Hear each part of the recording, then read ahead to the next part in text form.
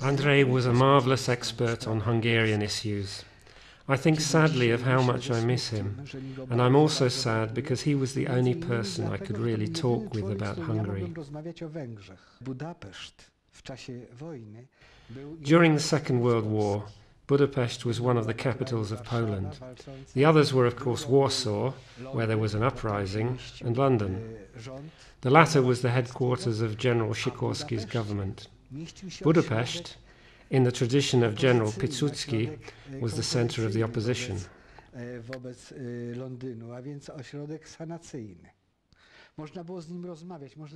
He was great company for discussion and debate. Andrzej was open to persuasion. If he was shown a document which suggested we were right, even if it seemed unlikely, then he acknowledged it. He came here to buy a tie because he had to buy one. I was with Marysia, my wife. We, of course, went to have a coffee together. I took a picture of him while he was having his coffee. That was the last photo of Andrzej. Then we went to buy that tie. I love Andrzej, but he didn't have any taste in clothes. I would never have bought that tie. What kind of tie was it? Well, something terribly colourful. In fact, it was chosen by his daughter, Julka. That's why he bought it, despite the fact that I recommended another one. Dlatego kupił ten kawałek, choć ja mu wybrałem inny. Miał w sobie spokój. He was a calm, level-headed person with deep evaluative skills, which is rather characteristic of wise old men, and in particular of historians who've heard all sorts of things in their lives.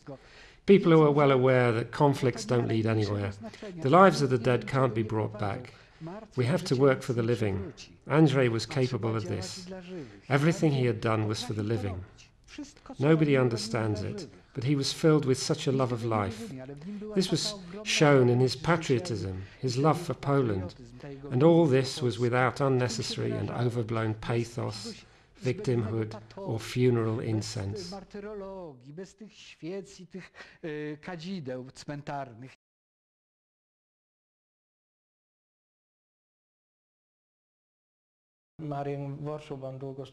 I was working in Warsaw as cultural councillor at the Hungarian embassy, and Andrzej had just been appointed Secretary General of the Council for the Protection of the Struggle and Martyrdom sites.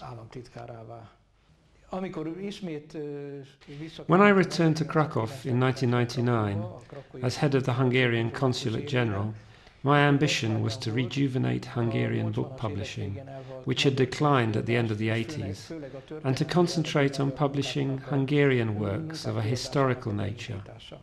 The Poles love us, but they don't really know anything about either us or our history or culture.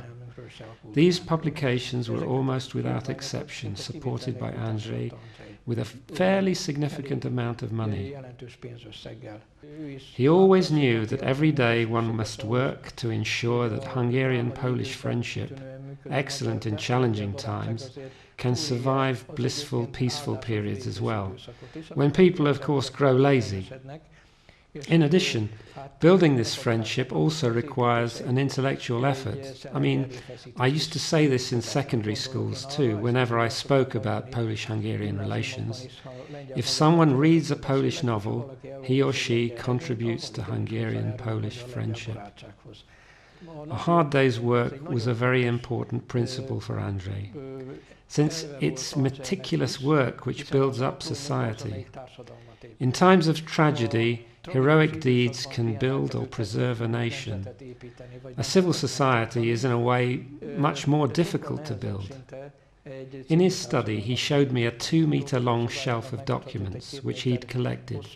By the way, with regard to the Hungarians and his work, he always said he was daydreaming to build himself a house near Warsaw, and he said that he'd bought a plot of land and there'd be a 100-square-meter study there. I think Andrzej would have been an excellent full-time historian if he hadn't held his post.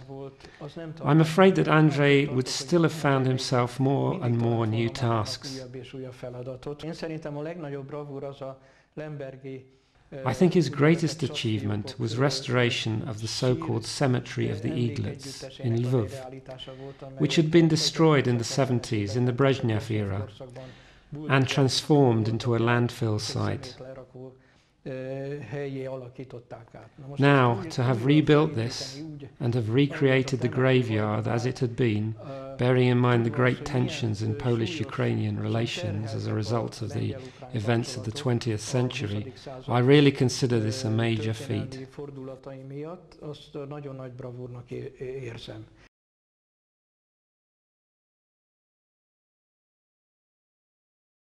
Jeżeli ktoś rzeczywiście z takim głębokim wewnętrznym przekonaniem. This post requires deep commitment. If somebody answers the demands of this position with such deep belief, they either lose their private life or find that their private life and work intertwine completely. Albo znajduje się w sytuacji, w której to życie osobiste się absolutnie utożsamia z zawodowym. My nie walczymy z martwymi żołnierzami. We don't fight against dead soldiers, even if they are the soldiers of foreign states. We don't fight them, but instead we give them the honor they deserve. Miejsce pochówku.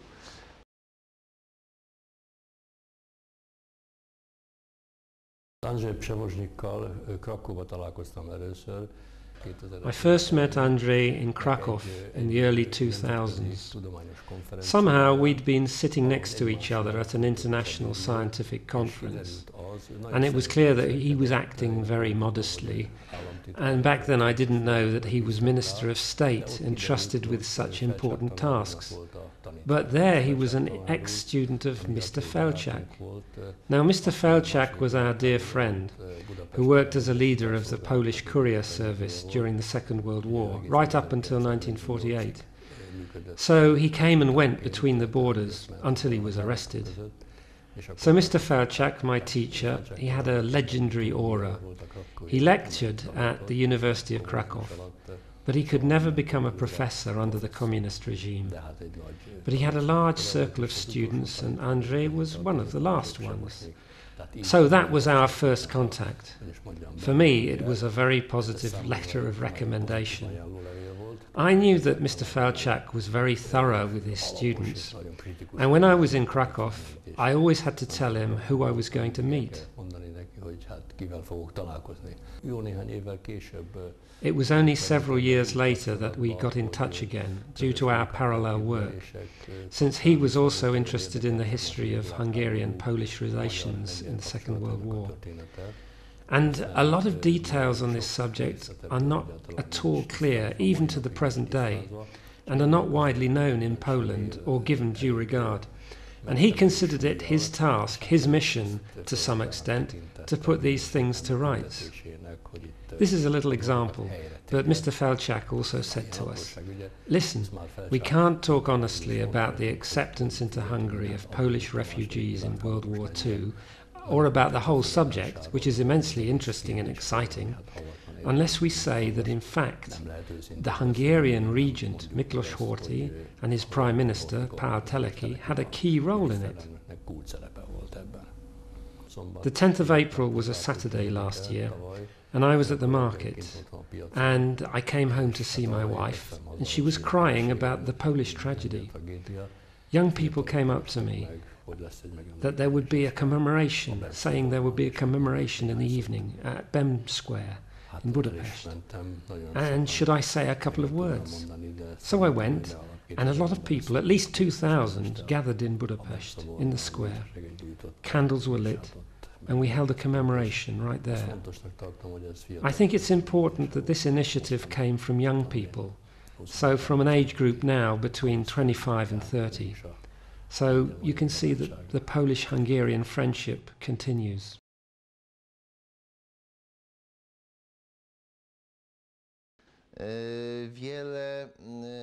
The only reason our publishing house was able to issue such a lot of Hungary-related books was because it was financially supported by Andrzej Przewoźnik.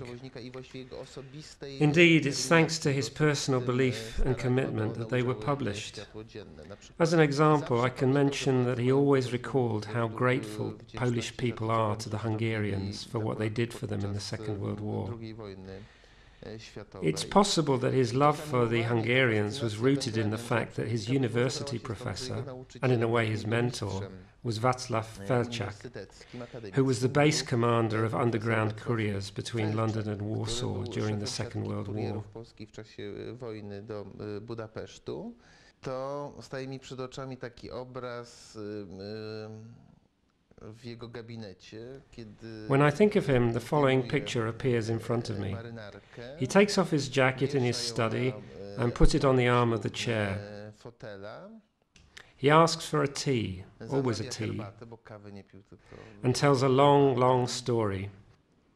He could tell stories in a really thrilling, colourful way. He was a natural-born storyteller. Takich długich opowieści potrafił rzeczywiście barwnie opowiadać.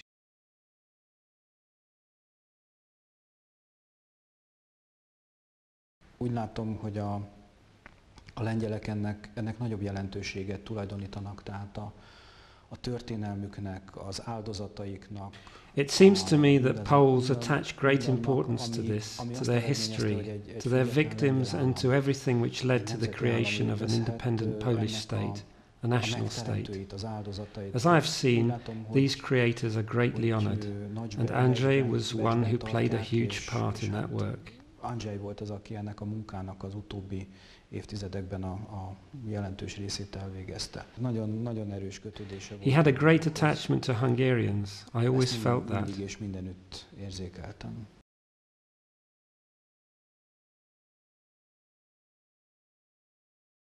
It would have been hard to find a more suitable person, someone who could have worked with as great a sense of mission and devotion.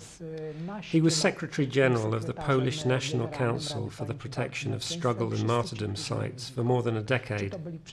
Everybody who came into contact with him was equally impressed, whether they were a war veteran or a state or local government official. They all said that passion, devotion and the quest for justice were part of his character. He was a straight talker and didn't beat about the bush. Andrzej Przewoźnik was the best ambassador for the cause of Poland. He was a good networker, not only in the East, but in the area of Polish-Hungarian relations too. I remember the high priority he gave to Hungarian relations and how enthusiastically he sought to strengthen them. It was Andrzej Przewoźnik who first told me of the Terror House Museum in Budapest.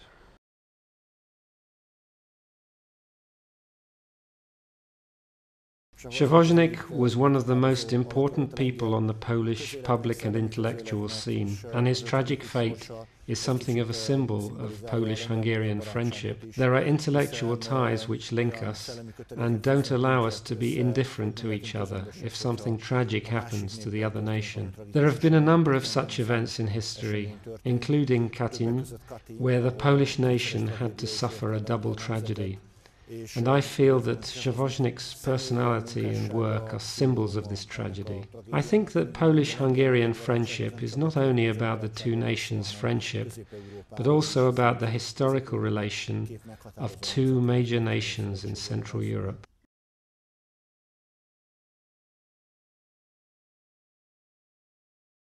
He won my total trust when I realized that he was a proven person.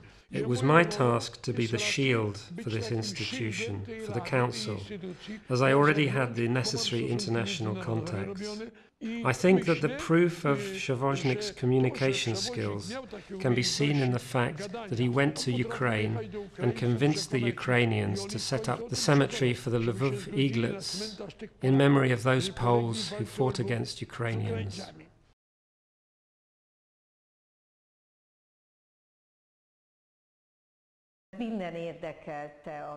He was interested in everything to do with Polish-Hungarian relations and the tragic fate of Poland. And, well, he loved us and we loved him too. Following the events of the Second World War, more than 100,000 Polish refugees came into our country, whom the authorities and ordinary people cared for, helping them find accommodation, acceptance and a home. For him this was obviously an emotional motivation which he always referred to, And, well, he did a lot in order to preserve it as an enduring memory.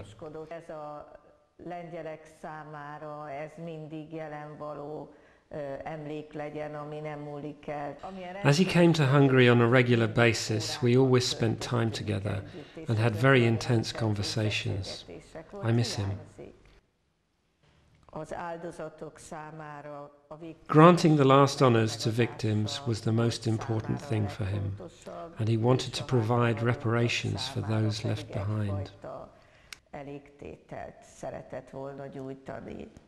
And since these are national causes, the most important, most sensitive causes for the community, decision makers rightly thought that he was the most suitable person for it.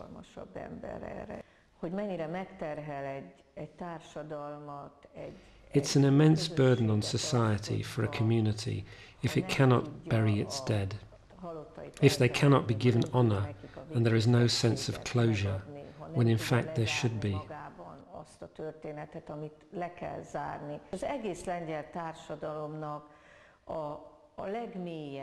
There was a deep need in Polish society to bury and mourn for their dead, to utter their names, so that their fates will finally be committed to the past and not burden the present.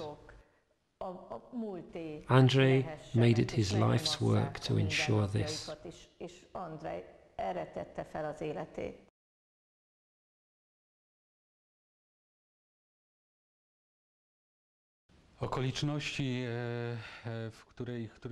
The morning of the tragedy was unusual for me.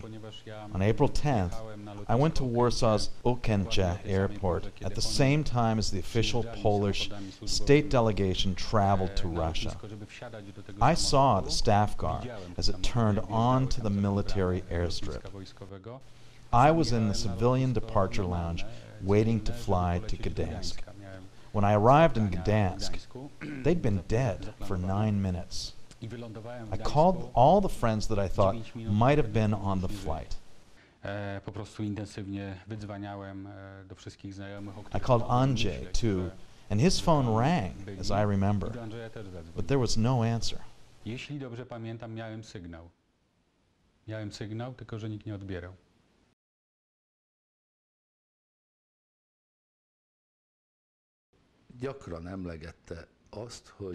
As he often used to say, and please excuse the expression, Hungary is the kind of country where if you spit on the ground, something will grow there. And so he could never understand why even a square metre of farmland could be allowed to go to waste here. I particularly remember that. He loved good food and liked cooking exotic food too. He travelled around a lot, especially in Asia and in the East, in Kazakhstan, in all sorts of places that Poles were transported to. But he didn't just come back with documents, historical facts and experiences, but almost every time he got home, he would phone a couple of days later and say to us, "Come over to my place. I've cooked something the Chechens taught me," or maybe from some other completely unexpected place, and he'd make a pretty good job of it.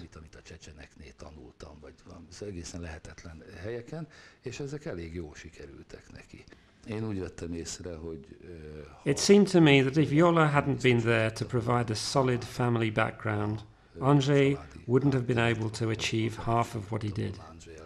I think she's at least as talented as her husband was, because she took on that role.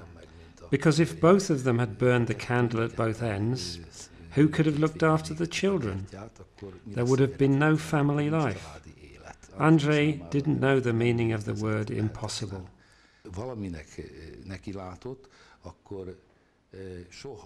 If he launched himself into something, he would never anger his counterparts, even though he often had to confront very tense situations and often lead negotiations.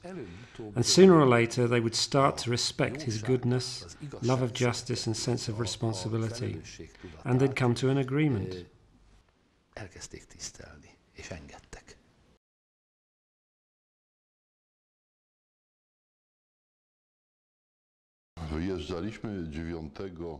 As I remember, we set off very early on the morning of the 9th of April, just after dawn. We were on a really long train, the longest that can be used in Poland. We were packing the commemorative books and calendars onto the train when I met Andrzej Przewoźnik. He had come out to see that the relatives of the Katyń victims, the so-called Katyń families, were setting off with no problems and to wish us well on the journey. We started talking on the platform. He said, "Come along, and at last I'll be able to introduce you to my daughter. At last have a proper picture taken with my daughter."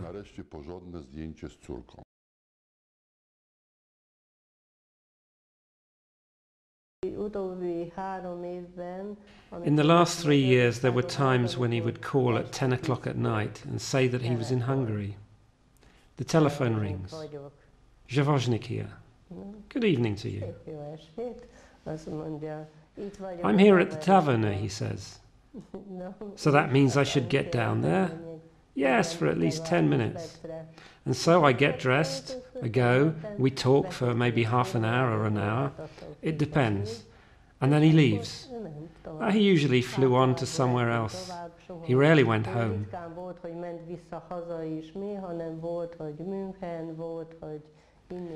There were times when he would go on to Munich and another time to Moscow directly from here, and so on.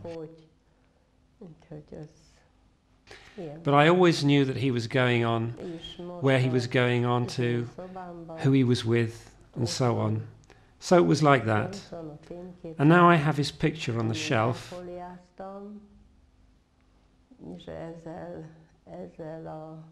And with his picture of him, I went to Kossuth tér in Budapest. And then I took it with me to all kinds of ceremonies held here, to masses, and then I took it to Krakow for President Kaczynski's funeral. I showed him the crowds from the bus.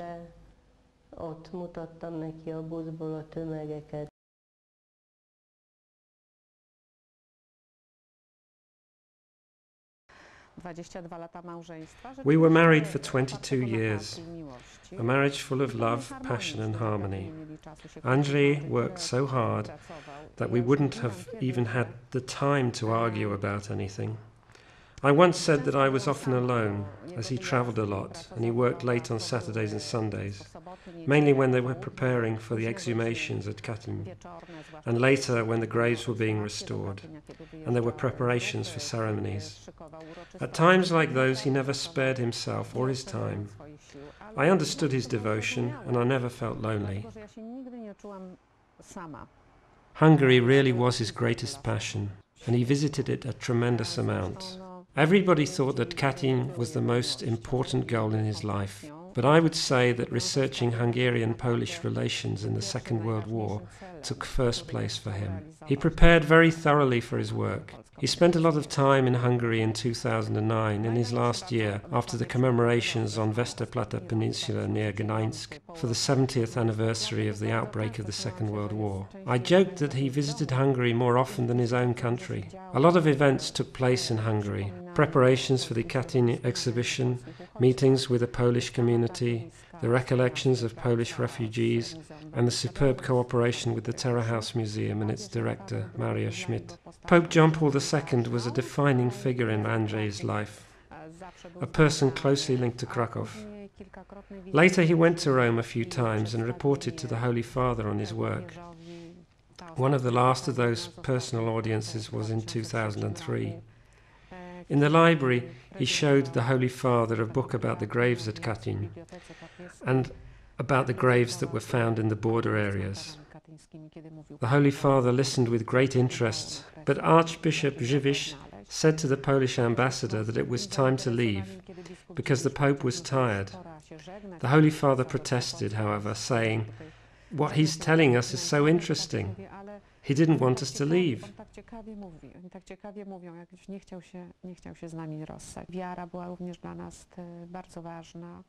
After the air disaster, we also had to go through the whole grueling process of identifying our loved ones.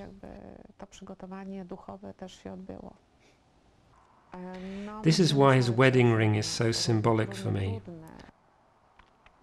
I also thought of what the widows of Katyń were able to salvage. I was able to find Andrzej and I brought him home. It was my duty. I brought him back and now he lies in the Powązki National Cemetery. Wrócił do Polski i spoczywa na Powązkach.